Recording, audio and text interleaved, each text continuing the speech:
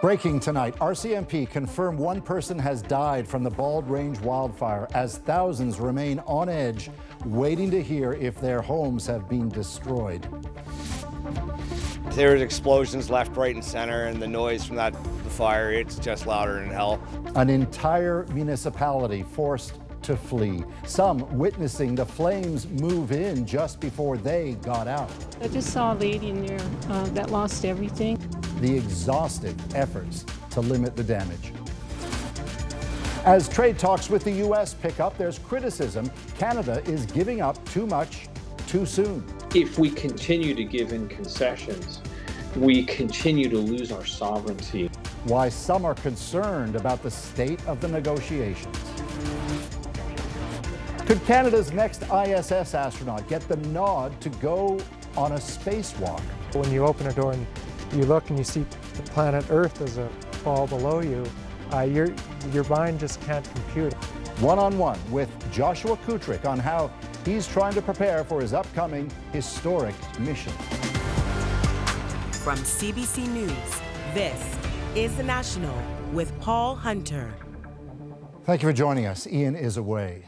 The RCMP in British Columbia have confirmed one person has died while trying to flee from a massive and fast-moving wildfire in the province's Okanagan. RCMP say an 80-year-old woman died while trying to leave her home on Friday. She was one of thousands told to evacuate after a fire burning northeast of Penticton exploded in size in just a matter of hours. The flames moved so quickly, some residents had to be rescued by helicopter. Jessica Chung is about 30 minutes away from Summerland, BC tonight, where the fire is being felt in other ways. Jessica. Yeah, the smoke here is relentless. You can see it behind me. The mountains are covered in this thick haze. You can smell it. You can also feel it in the back of your throat and in your eyes. And this smoke is the direct result of a fire that is wreaking havoc in Summerland tonight. Stunning video shows people fleeing in the dark of night from the glow of a raging wildfire in BC's Okanagan.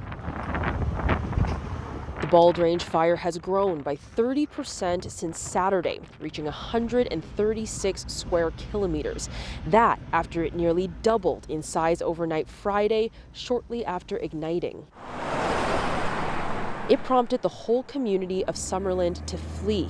12,000 people ordered to leave their homes, plus thousands more from the surrounding area, including Peachland, most of which headed south. The entire population of Summerland is here. It's kind of strange seeing your entire community transplanted into another community. And the mayor says the number one question from evacuees is when they can go home. It's too soon to say. We have to make sure the town is safe. We know power lines are down. We know the water is contaminated. So all that has to be looked at, sorted out. What he does know is that homes and structures have been lost in the flames, but it's not clear yet how many. The RCMP says an 80-year-old woman died while trying to flee her home. Police believe her death was a result of the wildfire. Heavy smoke is helping keep temperatures down, but also comes with a trade-off. The smoke is without a doubt causing some very big challenges for us with our ability to be able to fully utilize our aerial fleets and resources. Across the province, about 100 wildfires are active and nearly 22,000 people have been ordered to evacuate. BC's premier has declared a province-wide state of emergency. Ottawa has since approved funding to help provide shelter for evacuees. BC Wildfire Crew says this is some of the most challenging conditions that they have ever seen, and it may not let up anytime soon. We'll be looking at winds out of the west that are a little bit stronger than what we've been seeing in the last little while. It really just depends at this point where that wind shows up and how it interacts with the fire. Now, the winds are causing the wildfire smoke to spread to places like Kelowna, and that's disrupted some air travel. So more than a dozen flights were canceled. Some were delayed due to the heavy smoke. And Jessica, I take it we're getting a sense now of what the weather will be like in the coming days? Yeah, so this prolonged air quality along with the heat, the severe drought conditions, and the possibility of dry lightning really has crews preparing for some difficult days ahead. Paul. Okay, thank you, Jessica. That's Jessica Chung near Summerland, BC tonight. Now, as we mentioned, about 12,000 people were ordered to leave Summerland as the Bald Range wildfire rapidly closed in on their community. Evacuees were instructed to head to emergency reception centers. Most went south to Penticton. Others headed north to West Kelowna. That journey, for many, further complicated by a closure on Highway 97, a key route in the region. John Hernandez is in Penticton tonight. He's been speaking with evacuees all day about their frantic rush to safety and fears they may have nothing to return to. There goes the middle. Filming from his roof in Summerland, John Kingston watched as the Bald Range fire exploded in size while heading straight for him. There's explosions left, right, and center, and the noise from the fire, it's just louder than hell. He tried to hose down the houses in his neighborhood, but the smoke and heat became too much to bear. I don't know if what's going to be there when we get back. You know, you've heard good things, you hear bad things, but it's all hearsay. Thousands of Summerland residents evacuated to Penticton. Now they're staying wherever they can as they wait for official word on their homes. This is where they told me to go to when I got evacuated. This was the address they gave me, so I don't know if they knew that I was going to show up with 7 cars. Mechanic Gary Nielsen brought his cherished possessions to this parking lot. I'm building this one right behind us for my dad, so this is a super important vehicle to me, right? This is supposed to be what we are building memories in. Many others resting at this evacuation center as they navigate loss and hardship. So I just saw a lady in there that lost everything, and a volunteer is helping her. She found her husband and herself in the car just sitting there, and they didn't know what to do. And it's just overwhelming, the amount of support. Neighbors also helping where they can, some heading into the fire zone to save animals. These 2 horses were rescued from a stable of 7 as the fires raged on Saturday. The volunteers are waiting on emergency permits so they can get the rest. You look into some of these horses' eyes and you see what they've gone through, and it hits you deep down into your soul. You feel it. A lot of people are eager to get back into Summerland and see what's left, search for missing pets and farm animals, but the province is advising everyone to respect roadblocks and stay away. And John, this situation is made more difficult, I guess, because not everyone has a place to stay. Yeah, there are only so many hotel rooms here in Penticton. A lot of people have taken to staying in the parking lot outside the evacuation center here, whether it's in their vehicles, in campers, or even tents. Also, a lot of people have taken to parking lots outside of stores like Walmart and Canadian Tire. These evacuees certainly eager to get back home. Paul. Oh, man. Thanks, John. CBC's John Hernandez in Penticton tonight.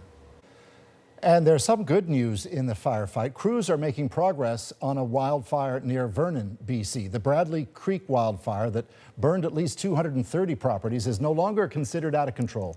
Officials say it's not projected to grow under current conditions, but it's still about 26 square kilometers, and evacuation orders and alerts are still in place. The fight against these devastating wildfires is getting a boost from technology, and some say that's worth holding on to. This technology will save a life one day. From AI-powered cameras to the fire-starting drones, we'll show you the tech employed in the fight against the flames a little later in the hour. Pierre Poilievre says the time for giving in to U.S. trade demands is over. The Conservative leader arguing so far the Prime Minister has nothing to show for it. Alexander Silberman now on that criticism and where talks stand. Concession after concession after concession. Conservative leader Pierre Poilievre criticizing Prime Minister Mark Carney's attempts to strike a trade deal with the U.S. In an open letter, Poilievre says Canada has caved to too many demands, including removing counter tariffs, scrapping the digital services tax, and cutting a deal to share toll revenue from the Gordie Howe International Bridge. But no more unilateral concessions before getting to the bargaining table. The criticism comes as trade talks between the U.S. and Canada intensify. We should not be afraid to walk away from a bad deal. This former special advisor in international trade at the Ministry of Finance says Canada's concessions so far have been strategic and beneficial. but argues there is little left to concede. Our economic model is under assault. If we continue to give in concessions, we continue to lose our sovereignty as a nation. The government is now willing to offer movement on more U.S. demands in exchange for tariff relief, including lifting retaliatory tariffs on U.S. autos, making some changes on dairy, and ending provincial bans on American alcohol sales, according to industry sources who spoke to CBC News. Though Canada can't force the provinces to restock, and the idea is deeply unpopular in Quebec. In wood, in cars in Ontario, like we're losing a lot in this commercial war. At least we had some gain with the alcohol. Quebec's premier is one of several pledging to continue a ban. That after several American alcohol companies have moved some manufacturing to Quebec. Producing here in Quebec and creating jobs and is a plus value to the economy. The pressure on the trade talks now up against the August 19th deadline, when a new round of 50% tariffs on some Canadian goods could take effect, though the Canada-U.S. trade minister is set to return to Washington this week. Alexander Silberman, CBC News, Montreal. With just over a week to go before that tariff deadline, some Canadian businesses are rushing to get their goods south of the border. Karen Pauls shows us what that looks like. Staff at this Winnipeg golf accessory company are busy packing up orders for American customers. We got a few stocking orders from our sort of U.S. customers, and it needs to ship by August 17th, just in case those tariffs come into effect. Up to 40% of their sales are in the U.S. How many of these go to the U.S.? Yeah, I said one customer buys 2,000. They're trying to beat the threat of 50% tariffs on August 19th. It'd be very tough to eat that charge. Usually we drop ship to a lot of the golf courses in the States, so we pay all the duties up front. Sports equipment is part of the latest tariff threat by U.S. President Donald Trump on everything from wine and cement to agricultural products, things that are tariff-free under the existing Canada-U.S.-Mexico trade deal. Negotiations have intensified. Both sides say they'll be in touch every day until the deadline. It's a very, I would say, very critical time in this whole process. The stakes are high. About 70% of what's produced in Canada is exported to the U.S. Nearly 2 million Canadians work in manufacturing. What you're seeing is real threats to their business because the U.S. is our biggest customer. It's often our biggest supplier as well. Small businesses also anxiously watching the negotiations. This is high stakes right now. There are a lot of communities, a lot of businesses whose economic futures are on the line right now. And so we're all hoping that Canadian negotiators get a deal, a durable one, across the finish line. The U.S. president likes to, as they say, drive for show and putt for dough. Andrew Hunt would like to plant more of his flags on American golf courses. Done those too. So what do you think the chances are of doing more Trump flags? They sell to a dealer in the U.S., so yeah, we've done them before. So for him, that would be a trade deal hole in one. Karen Pauls, CBC News, Winnipeg. The RCMP is appealing to the public for dash cam video in an investigation into the homicide of a 12-year-old Edmonton boy. His remains were found in a rural part of Alberta on Thursday. Police have not specified the boy's cause of death, but they say an autopsy confirmed it's a homicide. They say the boy had not been reported missing prior to Thursday. A 3-year-old girl is in hospital tonight after being attacked by a bear outside of her home in Maple Ridge, BC. Officials say the child was playing on her backyard deck when the animal attacked. A parent intervened and managed to chase it away. The girl was airlifted to BC Children's Hospital with non-life-threatening injuries. Police later shot the bear, but it fled into the woods. Conservation officers are still trying to track it down.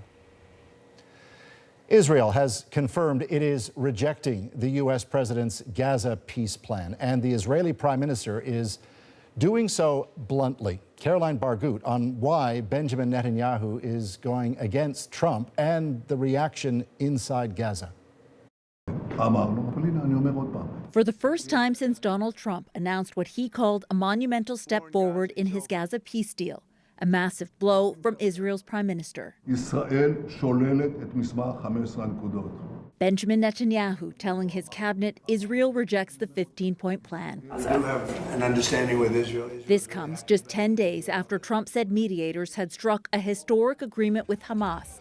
The group would disarm when Israel halts its strikes in Gaza and withdraws from the Strip. Now, Netanyahu, who's seeking re-election, says that's not going to happen, saying Hamas must disarm first. I suspect that President Trump understands that Israel is going to have elections at the end of October, and that what Prime Minister Netanyahu is doing is probably about Israel's elections. The Israeli PM also rejected calls for a two-state solution, saying, as long as I am Prime Minister, a Palestinian state will not be established, not in Gaza and not in Judea and Samaria, the biblical term for the West Bank. Multiple reports citing a senior Hamas official say the group remains committed to the deal and expects the U.S. and mediators to press Netanyahu and his government to adhere to it. I have to tell you, I was surprised. This former senior advisor to the U.S. Special Envoy for Middle East Peace says Israel's response casts doubt on the future of any agreement. It used to be a big deal to go against Donald Trump. What we don't know is whether now it's a big deal to go against Donald Trump. But I think what Netanyahu is seeing is some weakness on the Trump side, on the Trump administration, their ability to affect power, to make change. On top of rejecting the deal, Netanyahu says the IDF will continue strikes in Gaza, saying they're necessary to thwart threats. Caroline Bargut, CBC News, Washington. In the Spanish city of Ceuta, hundreds gathered to demand action on the growing migration crisis there.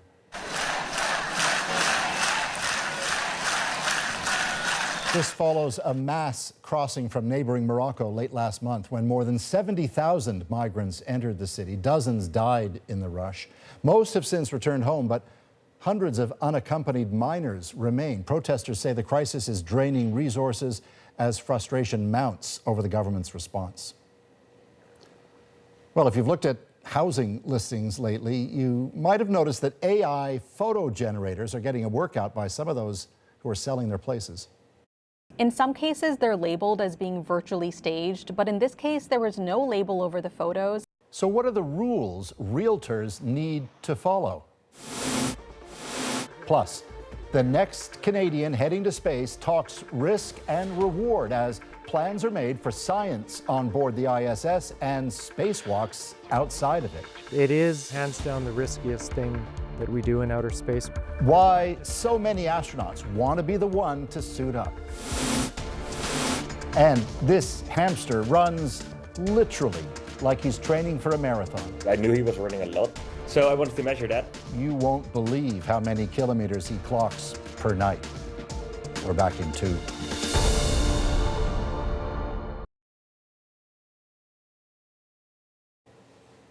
Well, as about 100 wildfires continue to burn in BC, officials are turning to new tools to help fight the flames and detect threats sooner. As Tanya Fletcher shows us, much of that work is now powered by artificial intelligence.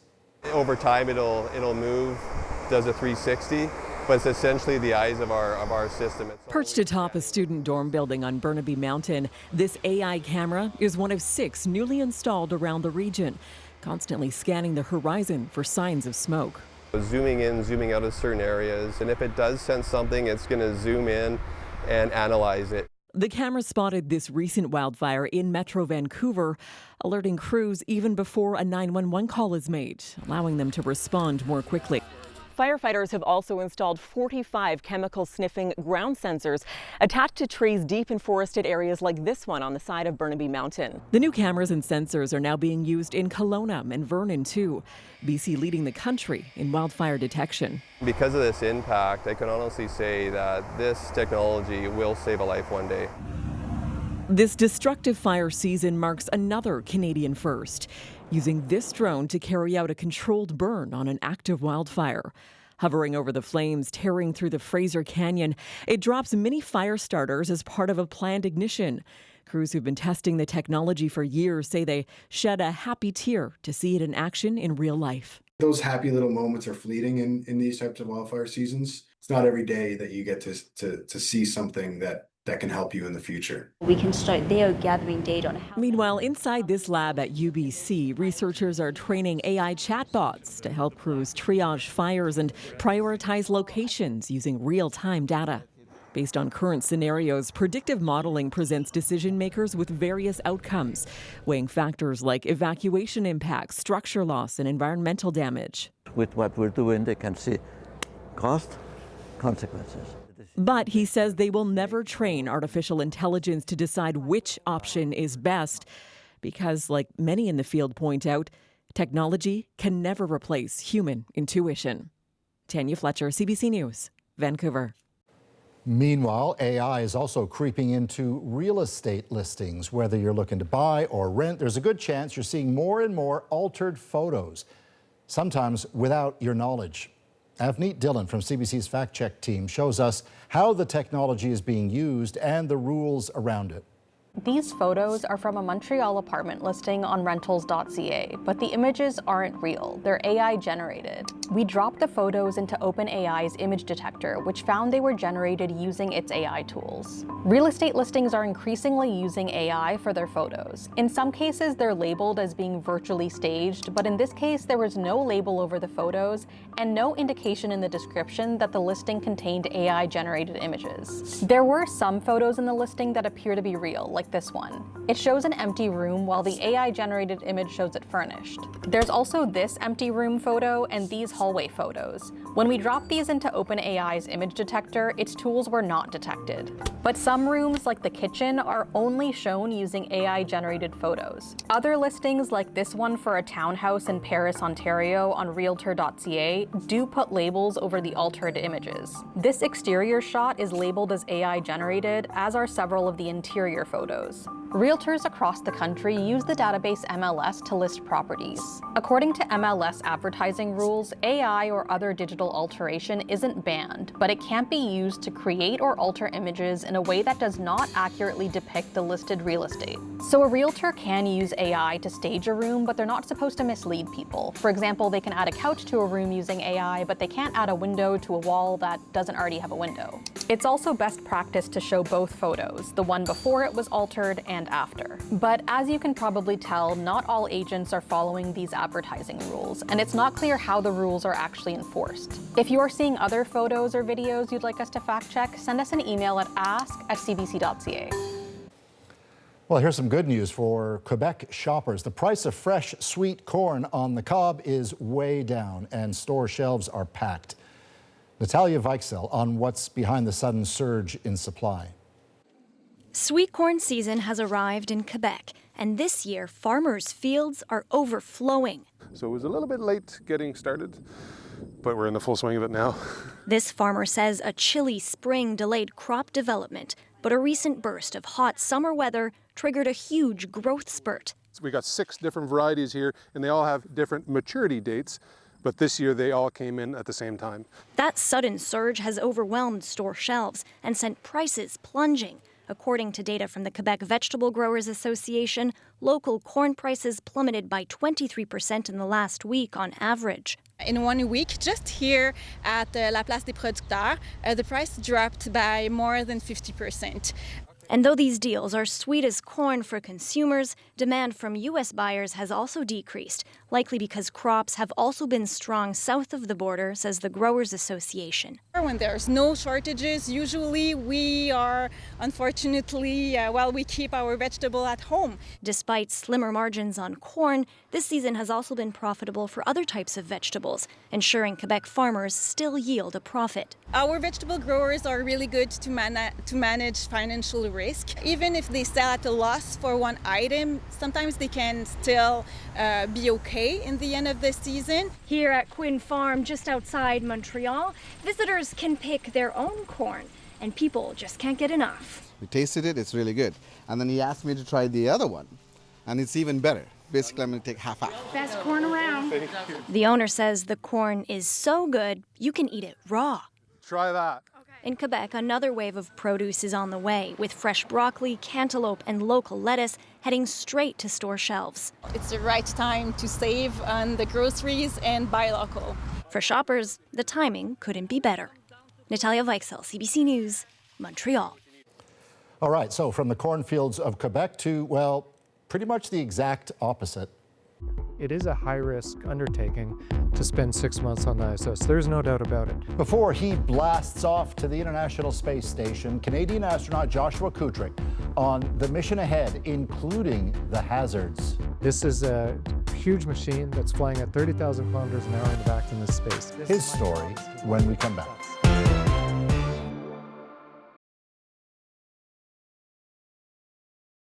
4, 3, 2, 1, liftoff. When the Artemis II mission launched in April, Jeremy Hansen made history as the first Canadian to rocket around the moon. We've since learned that the next Artemis crew won't include a Canadian. But Alberta-born Joshua Kutryk is about to make his own mark in space. He'll be the first Canadian to ride the SpaceX Dragon rocket out to the International Space Station, where he will have plenty to do. Among other duties, Kutryk, who's 44 and a very nice guy, will study the effects of space travel on humans as plans for living on the moon and on Mars get closer to reality. He may also get to walk in space. That's known as an EVA, or extravehicular activity. And it seems to be the one thrill that every astronaut longs for. Kutryk sat down with Eli Glasner at the Johnson Space Center in Houston to talk about the upcoming mission. So you're going to be heading off to the ISS for 6 months, moving into space. Now, talking about risk, this is a 25-year-old vehicle. Yeah. What kind of confidence do you have in the ISS? There was a leak not too long ago where the crew were actually sheltering, preparing for the worst. Yeah. It would be naive to suggest that we operate in any kind of, carefree bliss or assurance of safety. It is a high-risk undertaking to spend 6 months on the ISS. There's no doubt about it. This is a huge machine that's flying at 30,000 kilometers an hour in the vacuum of space. Everything about it is high risk. But at the same time, there's thousands and thousands of people here at NASA and elsewhere around the world who are charged with keeping it safe and managing that risk. And I'm the very end of the tip of that spear, the guy actually cranking the wrenches, turning the screwdrivers in space. But there are certainly things we worry about. The things you alluded to, yes, intimately familiar with, down to the smallest detail. This is my job, is to worry about that stuff. Yeah.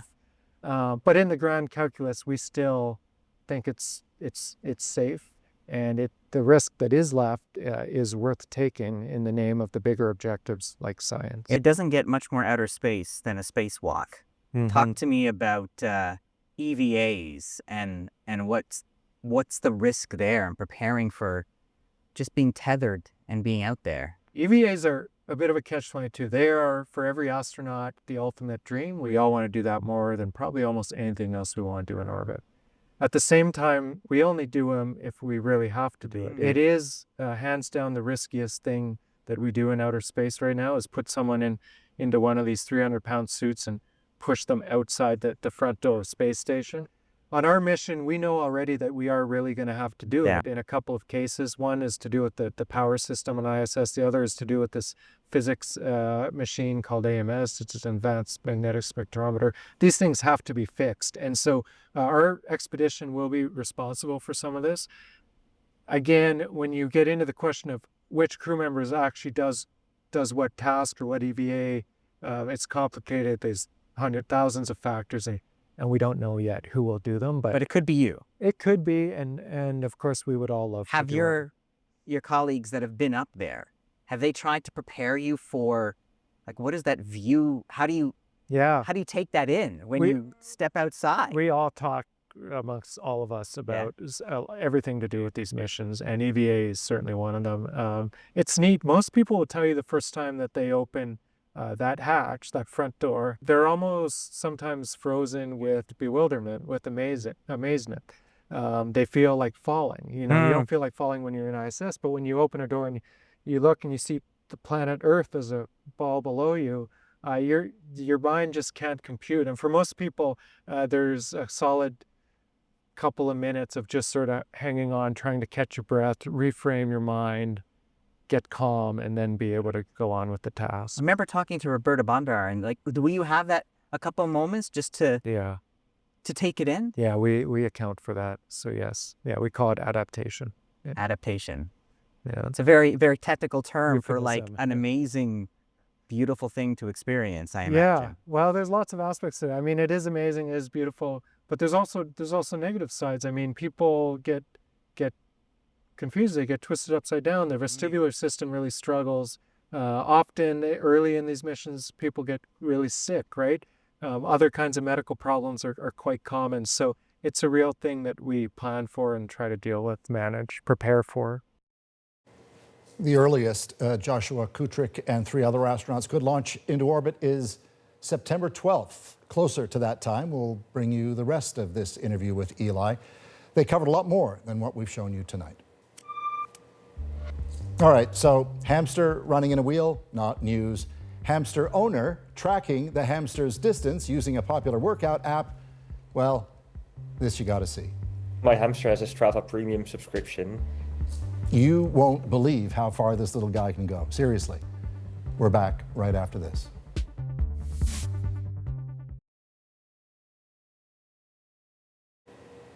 An extremist Israeli settler has been charged with manslaughter for his alleged fatal shooting of a Palestinian activist just over a year ago.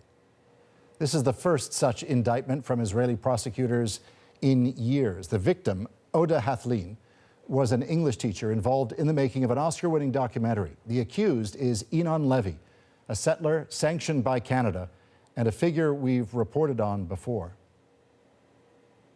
In 2024, CBC News senior foreign correspondent Margaret Evans showed us firsthand the growing settler violence against Palestinians. Here's another look.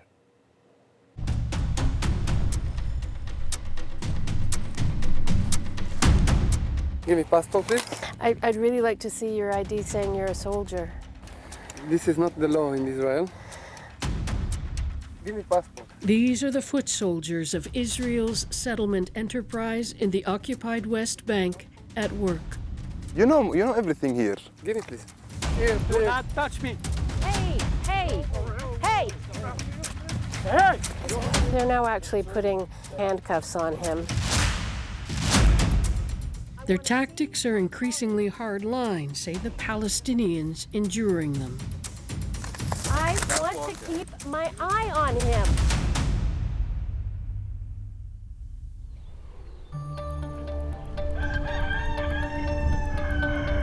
The Palestinian village of Tuwani lies south of Hebron, a small farming community that, like most of the West Bank, is under complete Israeli control. Shaped by the land and circumstance, 20-year-old Mohammed Horeini has taken to fighting the occupation through social media. Every week there is a home demolition in Masafir Yatta. Meanwhile, in my back, there, the settlements have the right to exist while, according to the national law, are illegal. Horeini was born and raised in these hills in the shadow of an Israeli settlement called Ma'on and its outpost, Havot Ma'on. And yeah, as you see, they have just established this military tower which for watching our land after October 7th. And if they saw us here, they will come. And they did come, just after the interview. Armed men in military fatigues, unable or unwilling to formally identify themselves. Ma'on and its outpost are notorious for the extremist settlers who live there. Palestinian children walking by on their way to school have had to have an Israeli army escort to protect them from attack for nearly 2 decades. Horeini says Tuwani's residents are used to harassment, but since the deadly Hamas attack on October 7th last year, violence by extremist settlers against Palestinians has spiked. This video shows an encounter between an armed settler and Palestinian residents of Tuwani in the same month. Horeini's cousin, Zachariah Adra, was shot in the stomach, an armed person in military fatigues looking on. Adra survived, but his attacker was never charged. Everything happens in a moment, and maybe it will cost you your life.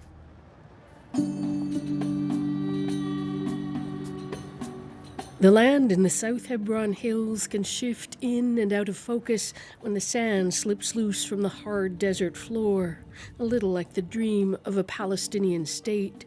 Since Israel captured East Jerusalem and the West Bank from Jordan in 1967, successive governments have allowed settlements to expand and flourish on Palestinian land. Today, there are 500,000 Jewish settlers in the West Bank alone, many in large settlement blocks, others in smaller remote ones, some for economic reasons, some because they believe the land is theirs by divine right. Harani is taking us to a village called Ceuta. Its Palestinian residents having just returned for the first time in almost a year since fleeing in the weeks after October 7th, threatened, they say, by settlers at a nearby outpost. Yes, go. Yeah, this is after the people were forcibly displaced. The settlers came here. They start to draw. They put lots of Israeli flags and destroyed most of the houses. They destroyed. The school, built with European Union funding, is in ruins. A few childhood memories clinging to the walls that still stand. You can see there's a settlement outpost that's close to the village. The outpost in question is called the Metarim Farm, established by a man named Inon Levy, one of 11 extremist settlers sanctioned by Canada, accused of perpetrating violence against Palestinians. Hello, marhaba. We find the men of the village trying to clear up. They say it's still not fit for women or small children. Okay. Shafiq Suleiman, born here 52 years ago, he tells us, shows us his house, now without a roof.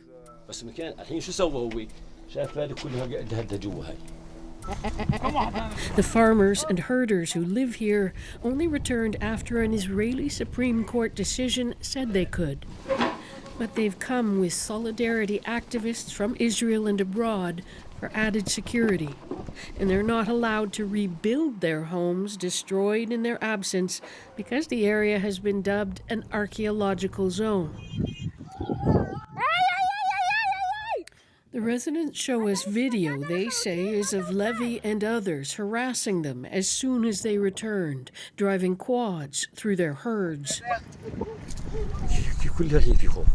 You're always afraid, says Suleiman. If you'd come an hour ago, you would have seen settlers here. Calling the Israeli police or army, they say, is pointless. Shepherd Hassan Batat tells us he was arrested a day earlier after one of Levy's men accused him of stealing a sheep. When the police came, he says, they took a sheep out of his flock and issued him with a fine of nearly $400. Israeli settlements are considered illegal under international law. Obviously, Israel disputes that. But even Israel considers settlement outposts like the one behind me illegal, at least technically. Most Palestinians will tell you the Israeli government is actually encouraging them and will one day support them with electricity, water, even their own access roads. Rights groups say it's an old pattern, but one that's accelerated dramatically since Israel's far-right government came to power 2 years ago, with pro-settler cabinet ministers describing settlements as facts on the ground that will thwart any possibility of a Palestinian state. Nearly 70 outposts have been greenlit for government funding over the past year, according to settlement watch groups, and 43 new outposts have been established. Part of the settlers' strategy with the outposts is to start on one hilltop and then take another hilltop nearby and then another, and that way they're linking the territory in between and expanding the territory they control. We returned to Ceuta a week later, only to find it deserted, save for the mayor of the village council. Unfortunately, the settlers still attack us.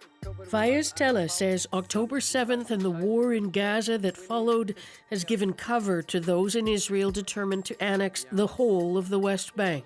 The settlers have an permission to do anything, to do all kinds of the violence. But I'm not with what happened in 7 October. We decided to try and speak to Enon Levy. אנחנו פה מהטלוויזיה הקנדית CBC. אני לא אוהב את הדברים האלה, לא אוהב את המצלמות והדברים האלה, אני יכול בטלפון בשמחה בערב. He's happy to do it on the phone in the evening, On the phone? around 6, 7. But not in person. Yeah. Because we're very near right now. Does he know that? He says he's not there. When we call him later at the appointed time, he tells us to call back in an hour, and when we do, he stops answering his phone. Looks like he hung up on us. An occupation now in its 57th year has never been a stagnant thing. But the lines between the Israeli army and militant Jewish settlers are increasingly blurred. The encounter between our crew and the armed men who arrived from behind settlement walls to demand our passports is a mild example. Your passport? Well, you're not answering my question. How do we know that you're a soldier? You not need. Hey. In the end, they arrested our Palestinian-Israeli colleague, falsely accusing him of assault. They then put him in the car and have driven him towards this settlement or the outpost that you can see just in the distance. He was eventually released, but ordered to appear at a police station the next day. Go there. Later, the Israel Defense Forces told us the man demanding passports was an army reservist. Asked about the IDF relationship with settlements and outposts, they said the IDF trains and equips what it called local community defense forces. Critics say they're militia-like, often made up of hardline settlers volunteering as reservists to replace Israeli troops normally stationed in the West Bank, now fighting in Gaza or Lebanon.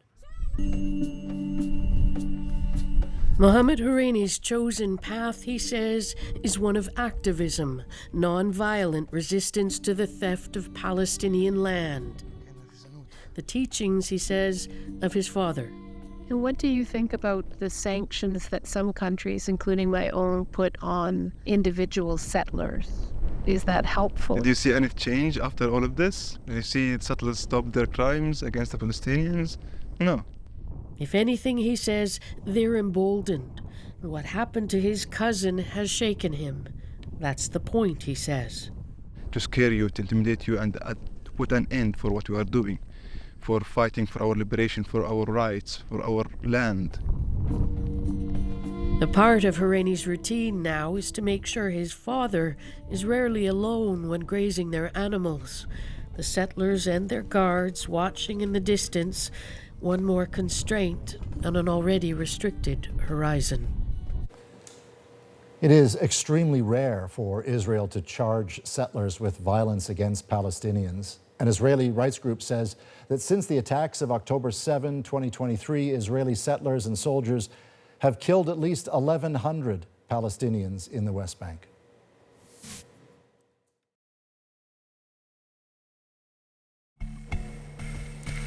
All right, so this is Molly the hamster. Molly lives in the Netherlands, and we think that he, that's right, Molly is a he, is going for a gold medal in nocturnal, four-legged track and field. That's because Molly runs, get this, 10 kilometers a night in that tiny little wheel of his, around and around and around and around and around.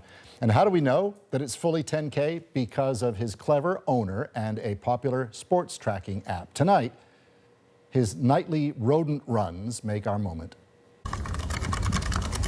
My hamster has a Strava premium subscription. I knew he was running a lot, so I wanted to measure that. I ended up building a little system which detects every time the wheel spins and uploads it to Strava, the sports app, where, for example, for running, you can track what you've been doing, where you've been going, how far, how fast. He goes much further than I would have expected. I think he's averaging almost 10 kilometers per night. I try to run quite a bit myself, and then I generally go to like 40, 50 kilometers a week. But Molly is hitting almost 70 kilometers a week at the moment, which I'm quite jealous of. I think it's quite a nice goal as well to try and beat him in the future. So he's got a very consistent internal clock to him, almost every night. He starts in like a very same time window of like 15 minutes. There's like shockingly little data available online about people tracking their hamster wheels. My mom also has a hamster and that one doesn't run as much. At least by that comparison, he's doing a good job.